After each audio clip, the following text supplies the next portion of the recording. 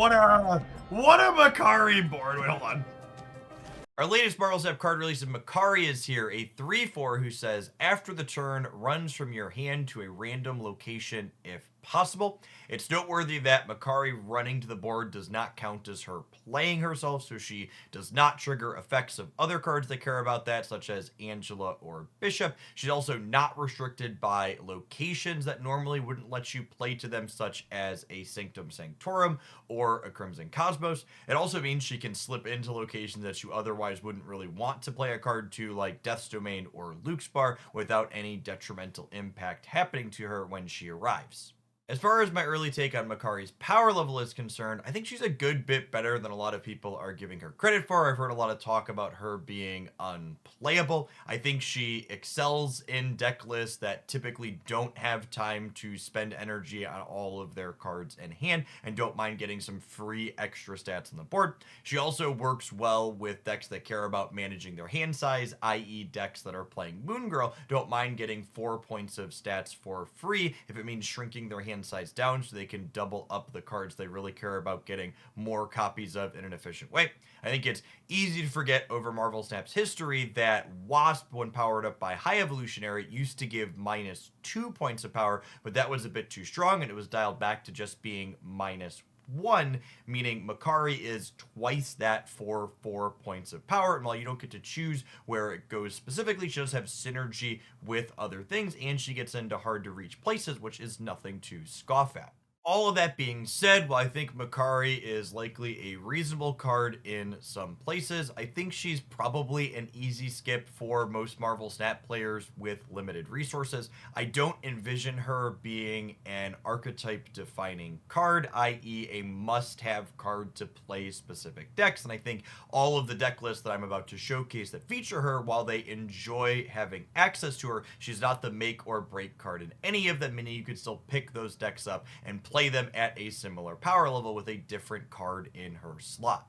Our first Makkari deck is one of my favorite archetypes in Marvel Snap, and that is Cerebro 4. I think Makkari solves a very active problems these higher number Cerebro decks frequently have, which is purely having enough bodies in play with the stat line that you're looking to power up. This deck list in particular gets to leverage some really efficient ongoing cards to make big numbers even without the deck's Cerebro namesake. Miss Marvel gets you 14, Claw gets you 12, and Mystique is happy to copy either of these to put even more numbers out. This archetype also has pretty solid cube equity on the back of Sarah, letting you conceal just how many stats you're going to put out in that final moment of the game. Cerebro, Mystique, 2 1/4s on the back of Sarah lets you put a massive amount of points out onto the board on top of powering up what you already have. As far as higher series substitutions go, I think Miss Marvel is the most important Series 5 card in this deck list, and she adds so many stats to the board all on her own. Havoc, Hope Summers, even Makkari can be replaced by other cards with 4 stats at similar energy costs. One of my personal favorite small packages to add to Cerebro 4 is Carnage along with Wolverine, because you can eat the Wolverine to have both of them hit 4 points of power, or you can even discard it to Cowling Wing for fun and value on the last turn of the game, making that swing even more unpredictable. Our next Makkari deck list is simply the most evil thing you're going to find in today's video, an updated take on Storm Legion Lockout. This deck's game plan is relatively straightforward. It aims to spend the first 3 turns of the game establishing cheap cards that have high power, so you're ahead going into the 5th turn, and then you storm a location on turn 4, and then you Legion that flooded location on turn 5, locking out the entire board, effectively ending the game a turn early. This deck list also gets to leverage our recent season pass card from last season in Blink to give us redundancy in that Legion effect. You'll note that there's no 4 energy cards in this deck list, so anytime we Blink Storm, she's guaranteed to turn into Legion on turn 5. Makkari fits very elegantly into what this deck is looking to do, since she gives us stats into play that doesn't disrupt us from playing out other cards while we're developing our board early.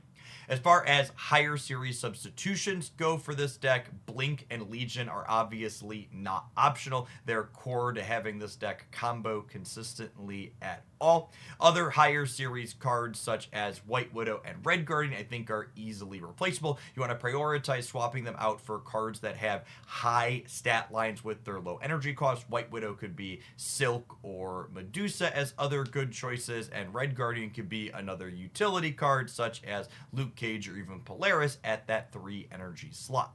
Our next deck list is a take on Moon Girl Makkari. So while obviously it's going to be very rare that you double up Makkari herself, you'd have to draw her specifically on turn 4. The thing that Makkari does for these Moon Girl shells is get a card out of our hand in exchange for some points on the board to make it more likely that Moon Girl is going to be able to double up our other incredibly powerful cards. Remember, we have a hard hand size limit of 7 in Marvel Snap, so under ideal circumstances, when we Moon Girl on turn 4, we want to only have 3 cards in our hand so we can duplicate each of them cleanly and most notably not brick a draw on the following turn of the game. This deck's game plan is relatively straightforward. We're looking to double up Sage, She-Hulk, and even things like Ironheart and Havoc, so that way on the last turn of the game we can play out an absolute giant flurry of stats in a way that's difficult for our opponent to predict on the back of our cost reducers Quinjet and Ravonna Renslayer, making everything that we're doing a lot cheaper. As far as higher series cards go in this deck list, I think Ravonna, Havoc, and Sage are pretty important ones since they all work together to be big numbers for low energy costs in that final burst at the end of the game.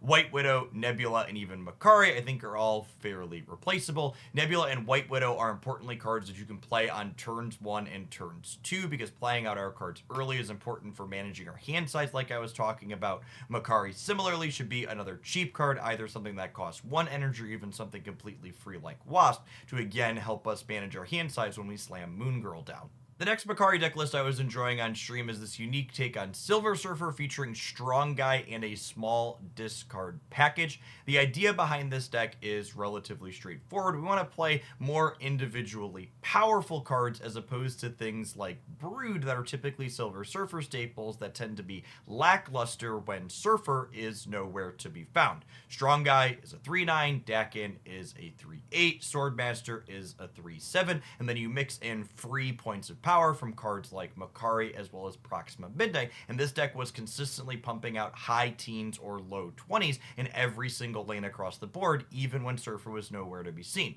You take these somewhat reasonable stat lines and you mix in a dash of disruption on the back of Red Guardian and Nocturne, and we got a deck that felt pretty reasonable for me. As far as higher series substitutions go for this deck list, I think Makkari and Proxima Midnight are probably the most important since they provide free points of stats that we don't have to directly spend energy on. All of the other higher series cards you can substitute out for your other favorite 3 energy cards that can provide some stats or disruption for you.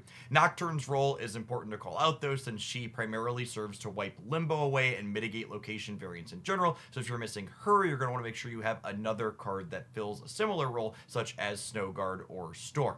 Well, you could definitely try and play Makkari in more than just the decks I listed here today. I think all of the decks in this video at least really want to use her as a game piece as opposed to her just being something that's extraneous. For example, the Makkari auto deck to start was simply throwing her into the Gilgamesh Zoo deck, which is an established good deck that's probably still good with her, but I'd be surprised if she actually adds value there, since on the back of things like Shauna and Squirrel Girl, that deck's already filling up its board in its entirety as is. If you want to see some of these decks in action, be sure to check out my secondary YouTube channel at youtube.com/Jeff Hoagland, where I post daily Marvel Snap deck highlights with the best of things from my live stream. As always, if you found something sweet to do with our latest card release, I'd love to hear about it in the comments down below. And if you enjoyed my breakdown, make sure you snap that like button and make sure you're subscribed to this channel to not miss any of my fantastic edited content here many days of the week.